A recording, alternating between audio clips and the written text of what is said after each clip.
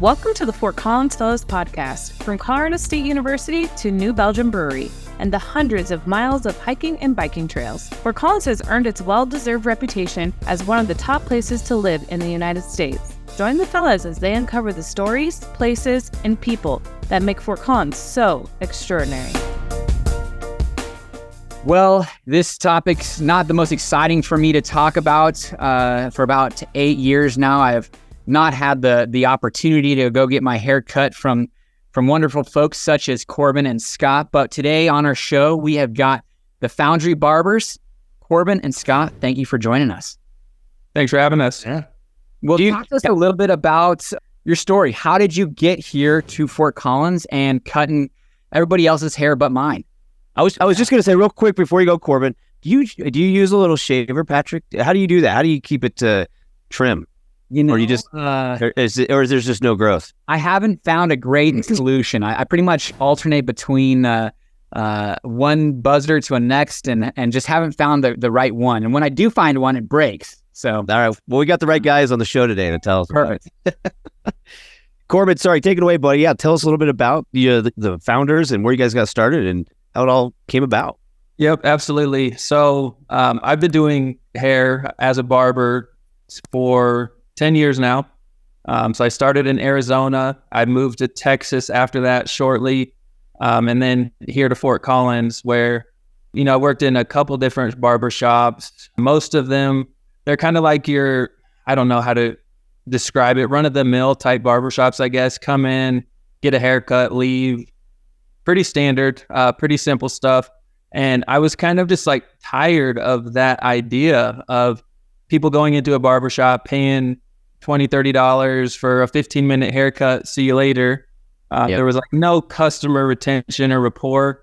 And so when I created my business plan for the Foundry Barbers, it was really kind of based around like customer service more than anything and experience, right? Like I want anybody and everybody who comes in here to enjoy their experience more than anything. So that kind of starts as soon as you come into the barbershop, we all welcome you, greet you, offer you a beverage, a snack, anything like that. Just to kind of make you feel like you're at home, really, more than anything. I don't like the idea of somebody just coming in to pay me for a haircut, right? Like how can you connect with this person, right? Like there's got to be some way that we can connect with this person, whether it's on a deeper level than just a haircut. Kind of like Patrick was saying, my faith for me personally is something that I believe 100% has brought me to where I am today.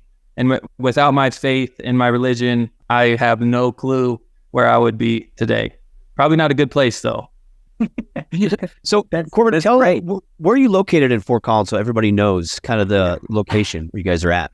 Yeah, we're at the Exchange in Old Town Fort Collins. The address is 234 North College Avenue. So if you're familiar with Fort Collins or the downtown area, it would be just a little bit north of the Starbucks off the corner of LaPorte. Mojo's Pizza is over here as well. Bojo's, sorry. It doesn't matter. Mojo's, Bojo's, it's all the same. Do you ever go play at putt at the Old Town Putt? Oh, we've played plenty of putt. Yeah, that's a cool play. Fun. I've never done it. Dude, it's a lot of fun. It's great. It's a really cool spot. The people in there are great. It's a full bar. They have, I think, some slushy, like alcoholic beverages. Yeah, it's the really cool. I know Dana. He's a good operator. Dana's great. Yeah, we love Dana. Yeah. So you guys are out on it. Do you guys enjoy being there? Is it a good vibe at the location? Well, I love being at the Exchange. Kind of where our barbershop is located. We're on the second floor and we have tons of windows. So we're almost kind of like up here, just like perched up, overlooking the courtyard. We can see the mountains from here. It's a really, really good location. And especially when it comes to foot traffic, there's 300 to 400 people that come through the Exchange on any given day. The weekends especially, there's tons of people down here on the weekends. So we love the location, absolutely. And that's like one of the big things too that, our clients, when they come in here, that's like the first thing that is said almost every time from a new client is like, whoa, this place is really cool. Like your guys' location is great. And we couldn't agree more. I love it. So I I've lived in Los Angeles, San Francisco for like 16 or 17 years. And my wife, actually, she was a hairdresser in a high-end salon in San Francisco. And I always think how Fort Collins, it's great that Fort Collins has you guys because, those high-end barbershops, salons, I always think of as kind of you got to go to a New York, a Chicago, or and I remember going into her salon and, you get a glass of wine, you sit down, you get like a massage. It's like a whole ordeal. So I kind of wanted to go back to what you originally talked about, Corbin, about how you guys are trying to bring that. It's like more than just a transaction. It's an experience where, your clientele can't wait for their hair to grow, unlike Patrick's hair, to come back in there and do it. But I love to hear that. And I would 100% walk through your doors, except for my wife would probably kill me. But anyway, so she still cuts my hair. Oh, does she really? She still does. I'm the only, I think it's myself. And then I don't even know if she does her friends anymore. But she's the wife of many talents. I am impressed. I feel like each time we come Chelsea, learning. I know. Nothing like going to Northwestern, graduating with a psychology degree, then getting in the hair. So, but she loved it. But Corbin, I just wanted to just pat you guys on the back about, I love that approach, that business approach. And you guys have been around since 2016. And what is, you guys get a lot of repeat customers. How does that look? And when somebody comes in who's new, walk us through what that experience is like for you guys or for this new client. Yeah, absolutely. So I guess taking it back to before I became a barber, I did retail management. So kind of on the sales side of things, a lot of sales training and stuff like that. And so basically the way that I operate is as soon as somebody comes in, I like to touch base with, I call it Forbes, Forbs. It's just something that my brain just runs me through every single day, every single client. And that is family, occupation, recreation and referrals, and styling and sampling, and then as well as business cards. So my brain is taking me through that every single time I meet somebody. Again, how will I be able to connect with this person on a deeper level than just a haircut? I remember about them the next time they come back into the barbershop, Names are extremely important. Do you remember people's names, I think that just goes a long way for our clientele. And I would say that Scotty does the same exact thing, how can we reach these people on a different level? I'll let Scotty kind of tell you his process, but for me, that's exactly what I would do every single time somebody comes in, and hopefully find something that we can connect with. And if I don't connect with them, Scott probably will. Or if Scott doesn't connect, then our other barber, Ron, will probably connect with them. So I feel like there's always some kind of way, our group in here that we have, we work really well together, and being able to kind of reach out, reach these people and connect with them on a different level. Yeah, that's really what it's all about. Even before I got into barbering, most of my working career is revolved around customer service. I worked retail when I was in high school, and then spent many years in the service industry, served tables. I bartended for many years, and, really all of those kind of careers and jobs revolve around your clientele and making the people happy. So, when people come in here to the Foundry, they're expecting a nice haircut. We've got a good reputation. People see all the reviews online and they're expecting a good service, but what's going to keep them coming back is a good experience. So, a good conversation with us, a welcoming environment. And so you hope that with that first time coming in that, conversation's good, they get a nice haircut, and it's a place that they want to come back to. And then as they keep on returning, these relationships just build. And then some of my clients have turned into really good friends. And it's just, you get to connect with people on a different level. And I feel like people pick up on that and they appreciate it. So it's more personal than going to cost cutters, paying $20, getting your hair shorter, and then kicking you out the door. So 100%. Really important. I've got so many different questions for you guys, because I'm just curious on, because there's Fort Collins has changed in so many ways. And Scott, I know that you're kind of from here, and I feel like people are more willing, and it's okay for guys to spend money on themselves and their looks, and it's okay for us to be emotionally engaged with each other. So there's a dynamic there. And also the affluency of Fort Collins is allowing for people to spend money on themselves. And So talk to me a little bit about maybe where you see this like opportunity in Fort Collins, because I know, Corbin, you were kind of talking a little bit about, beverages. Is that alcoholic or non-alcoholic? And what opportunities do you see in Fort Collins moving forward? Yeah, the beverages in here for us are non-alcoholic. We would have needed a beer and liquor or a beer and wine liquor license to serve. And so the cool thing with the exchange is we have the common consumption law that was passed down here, meaning that you can take your drinks out into the courtyard and you can kind of take your drinks around other places. So there's plenty of places down here that you can go into to grab yourself a drink while you wait. I did not know that. Yeah, and it kind of goes hand in hand with each other, And so we just figured, why not just allow them to go downstairs to the other businesses and, give business to the other people as well while they're waiting, and then come up when their haircut time is here. Talk to me about, I asked you, one of the first things I asked you is because I have a son, he's half black, and my nephew, he's a quarter black, and they have coarse hair, very round, curly, coarse hair. And my brother-in-law travels to Greeley to get his hair cut. I have been going to Johnstown to one of the few barbershops there to get my kid's hair cut. But are you guys having are you guys seeing more diversity in types of hair that you're cutting in Fort Collins? Or is it pretty much like, well, what'd you call it on one of your Instagram posts? Like the I don't even know what it's called, but it's quick cut sign on the short side on the front and tall on the front. Yeah, the 4 sides in back and scissors on the top. Yeah. I'll be honest with you, those are our favorite haircuts as barbers. Those are the easiest things to do. You just fly through them, and they keep coming back for more. They love those haircuts. But for diversity and haircuts, I would 100% say that there are so many different types of haircuts and hairstyles and textures that we deal with on a regular basis. The hair, I feel like the trends are always different. Every year there's going to be something different, a different trend. And so those are, being able to work with all types of hair is really, really important for us. Again, more than just the customer service aspect and like us being able to provide an awesome experience for somebody, we have to be able to back it up with a good service, with a good haircut, something that is going to continue to make them want to come back. Like, not only did they have a great conversation and enjoy the location in here, but they got what they needed when it came to the service that they paid for.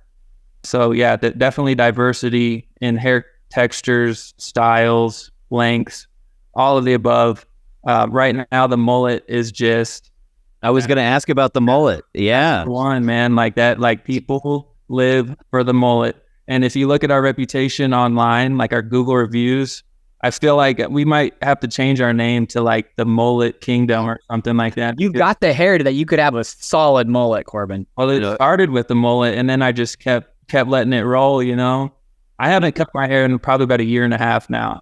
Really? Yeah. For those listening, you got to go to the YouTube channel. Look at Corbin's locks.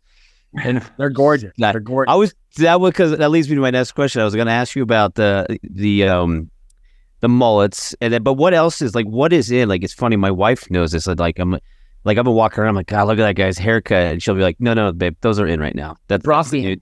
I've been sitting here just like, I feel like an old man. I'm like, hey, just gonna just take a little off the top here. But Corey, what's I guess for both of you, what's in and what's your favorite cut to do? What's your favorite haircut to cut? With the younger guys, they're really into, I kind of call it the broccoli cut, but shorter on the sides. And then, up top, it's very fluffy. They like it coming down over the forehead, like right above the eyes, kind of the TikTok cut is what we call it. Was this like a thing like way back in like the 70s? I think everything kind of comes back around, right? I mean, when was the last time these were in? I'm not quite sure about, but yeah, they want the sides taken in a little bit, and then just really kind of a rat's nest up top, and they love it. I don't know that I love doing it, but. Now, does that include a perm? Do they have to perm their hair also?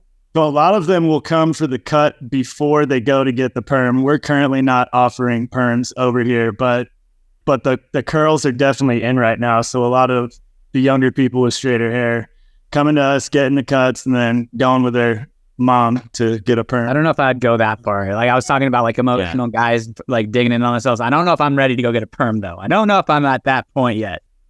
My hair right now, I have a perm in my hair. Do you really? It's not naturally curly? This is not naturally curly. Naturally, my hair is like wavy. I have a kind of like a natural wave, but I got a perm in, that was like March. Well, Corbin's also like 6'3" and jacked, so he can do whatever he wants. So, remember the flat tops? I had a flat top when I was in like elementary school. Yeah. These are really. I might be dating myself right now. You're In my early 40s. I had flat tops, and then I would do like the frosted tips. That was like junior high. It's just horrible. That's kind of horrible. That's kind of the thing in barber school. It's almost like a rite of passage. You kind of have to get every single haircut while you're in barber school. You just do it as like a haircut on yourself. You're saying on yourself, yeah. At least. I mean, that was maybe just me. I don't know if Scott was getting all the haircuts, but I tried every single haircut. A flat top, a crew cut, the long hair, comb overs, super short fade, whatever you want to think of when it comes to hair, I've had it, and I can guarantee that. So Studio B in town, right down the street from you guys, is like a very well-known women's salon. I don't know, women's, men's, I have no idea. Salon, but like, yeah, I know they're like booked out for like months, and I think it's like a very serious thing. If a girl has an appointment there, like she can't miss it. Like they will leave work early. They will do whatever. They cannot miss it. Is that something that you guys are seeing as like more of like needing to get reservations with you guys because of like how far are you guys pretty booked out? You want to take that one? Yeah. I mean, it kind of depends. It fluctuates. This industry, it's really hard to figure out the trends of people. I mean, there's the times that we always know we'll be busy. We were busy for back to school.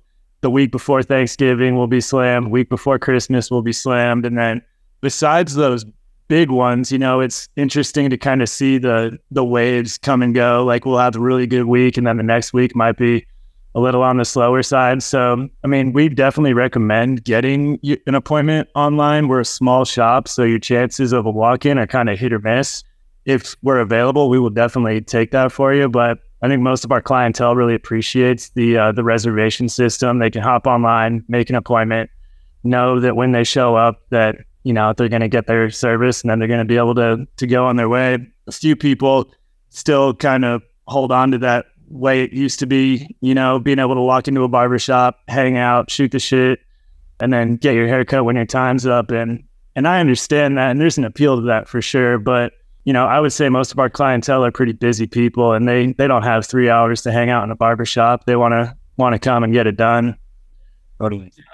And I would add to that too, just like being able to accommodate different types of clientele. You'll have one guy who he's going to be the most particular person on your schedule, and that guy specifically comes to see you because he wants perfection when it comes to his haircut.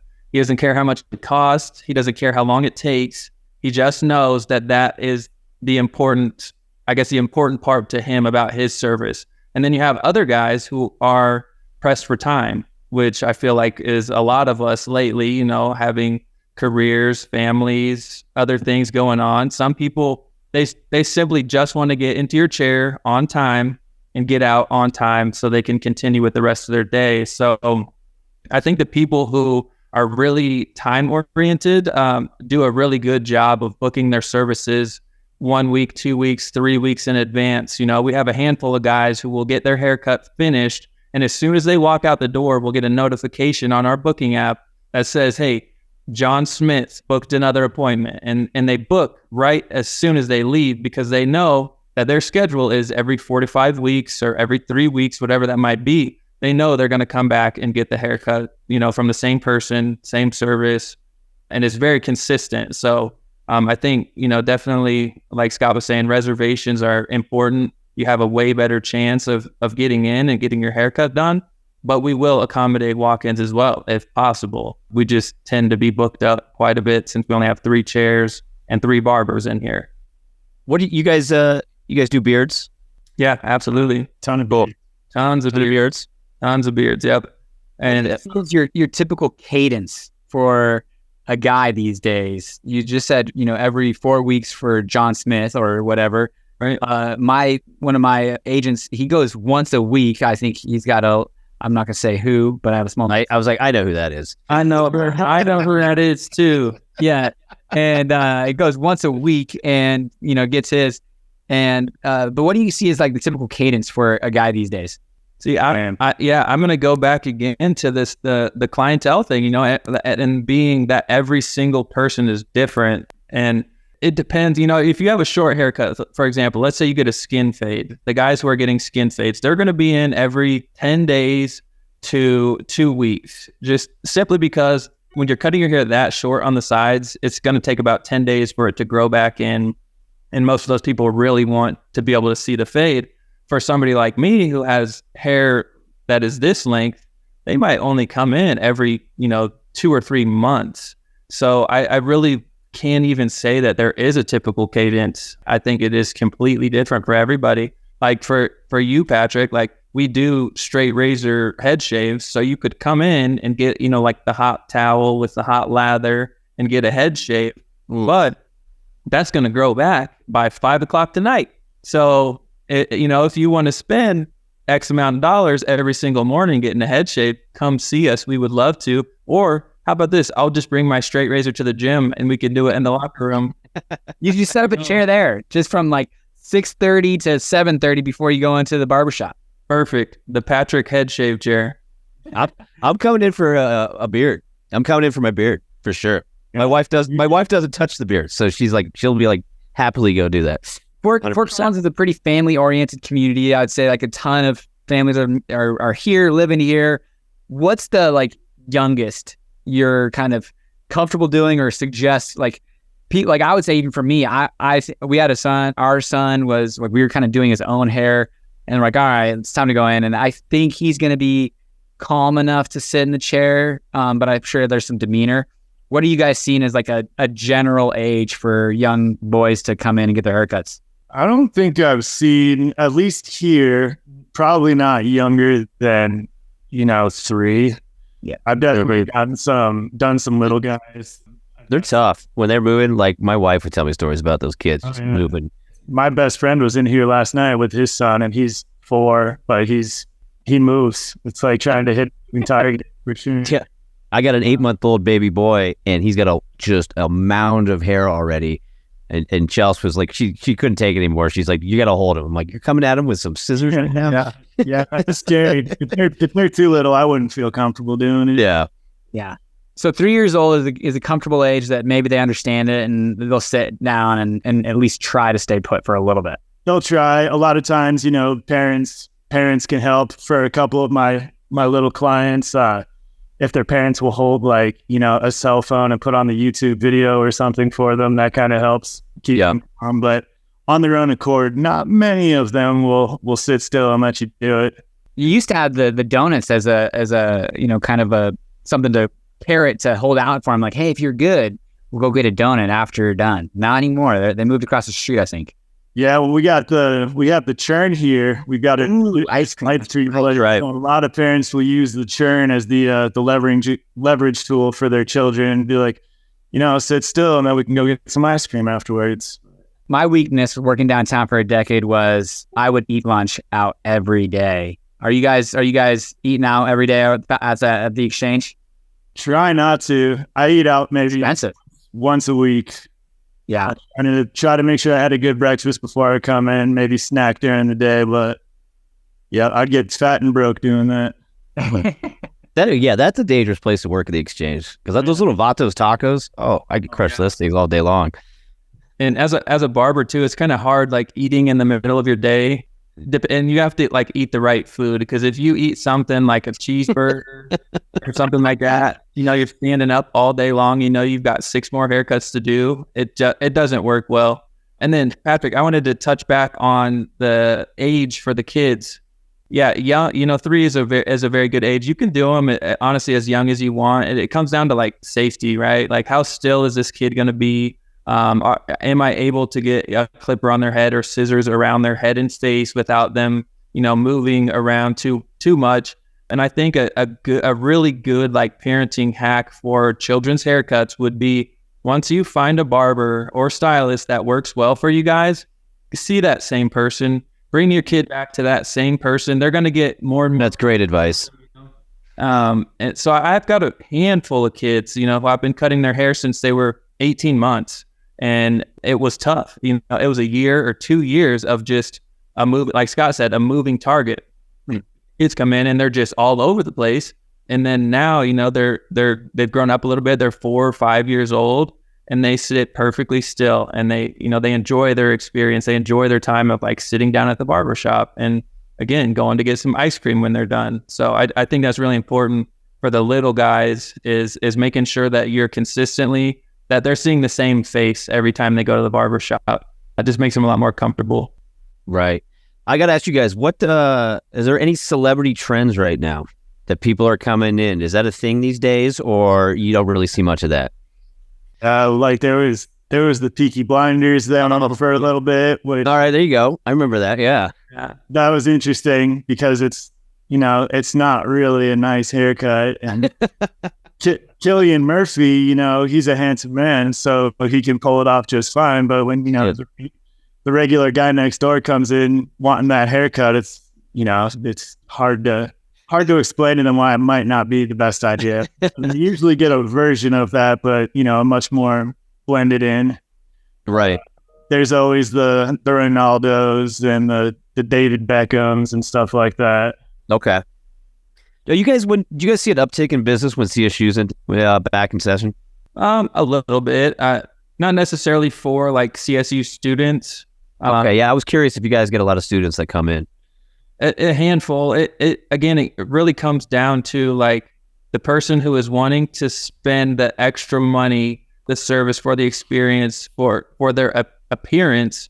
And so, yeah, that's a very like specific group of clientele that come in here, which we really love. You know, they're great. Like they just want a nice service and a nice haircut and a nice environment. And so, yeah, there are a handful of college students that do come in here to get their haircut. But at the same time, I feel like there's a handful of college students who want to buy some beer for the weekend. So, Corbett, how are you as a business owner in Fort Collins handling the prices? You know, I mean, obviously everybody knows about inflation. You don't need to be watching the news that much. And how is our community? You know, it sounds like they're open to it. It sounds like it really depends on the clientele. You got the person that comes in every 10 days that needs to get their fade trimmed, or you got somebody with a perm that might be every 4 or 5 weeks. But have you noticed your clients, I don't know, how sensitive are they to, you know, raising prices or changing prices, and a little bit about Fort Collins and how, I mean, you guys have been here since 2016, so you've seen different economic environments. And I'm just kind of curious in our current, you know, market with rising prices, whether it's houses or anything like that, how are you guys dealing with that? I do think that we see not like significant numbers of people kind of dropping off, but if anything, I would say they push their service out maybe a week or two. Instead of, you know, if you have that every 3 week guy, maybe he's dropping it back to every 4 weeks now. But I don't think when it comes down to like the prices, I think if we do a price increase, we don't see like a big number of people kind of drop off or leave again. And I believe it is because we built that rapport with them, you know, right. That relationship. They support us now. It's not absolutely. It's not just a haircut. They're here to support us personally. Like me, Scott, Ron, they want to spend their time and they want to spend their money in our business because of what we have done for them previously, you know, like going out of our way above and beyond to just build that relationship with them. And like Scott was saying, a lot of these guys have become super close friends to us, probably more than not. So when it comes to, you know, inflation or price increase, I would, again, say the main thing is they're just moving their appointments out a week or maybe 2 weeks longer, but they continue to come back. That's it. Yeah, that's good. That's interesting. When was the Foundry Barbershop? When did you actually like open it? I opened on March 17th of 2020, actually. Oh, it was 2020. Sorry. Yeah, March 17th, 2020. Perfect lockdown. Oh my gosh. That is wild. That's got to be such like, I mean, that must have been such a stressful, scary time because my next question was going to be, you know, how do you feel the environment is in Fort Collins for small businesses? You know, there's so many statistics out there about, you know, how many of them last, how they shut down. But do you feel like that opening up a business, because you've spent probably, probably hundreds of thousands of dollars, honestly, when it gets down to it, on rent, on supplies, on starting it up, marketing, all that good stuff. And, it's a huge investment. And do you find Fort Collins supportive and wanting to see you guys, thrive and survive? Not to say that, the cost cutters and Great Clips, all that kind of stuff, I'm sure there's franchises, but like, this is you, this is your brand. This is small business, like at its core. Yep. I really feel like the support from other local and small business owners has been huge around here. I feel like it's kind of like just a little group of people who, again, just want to support each other. We understand the struggles that the next person is going through currently, or that they possibly have went through, because we are kind of all there at one point in time. Yeah, starting up a small business is no joke. You think, like, it sounds, you see like the finished product, right? People see the Foundry Barbers, but they don't see the beginning steps. They don't see, everything that it took to get to this place, and they don't see the constant work that needs to be done behind the scenes. So yeah, it's definitely a challenge. It's not easy, especially, trying to, manage your family life and your hobbies and your mental health, and, just trying to keep everything together. Yeah, it just makes it a challenge, but I definitely see the support here in Fort Collins from all the other small business owners. I feel like we've all been in similar positions. Mm-hmm. I have one personal question. Yeah. It's very dry in Colorado. This can get very poofy and afro-y. Any tips, fellas? Oh yeah, we have all the products for you, whatever you need. All right. Yeah, just hydrating. And something that's really important too, always got to remember, is you got to be taking care of your skin more than anything before it comes to the hair. Without, if even on your head, like if you're using an exfoliating shampoo on your head, it's going to allow your pores to become more clean. Therefore, your hair is going to be healthier. You're going to have all those natural oils. You're going to have room for growth where, you may not have before. What's that little roller called? Do you know what that roller's called? Derma roller? A derma roller. Yeah, you could use a derma roller on your scalp if you wanted to. Okay. Use it on their face if they're trying to, grow a more full beard.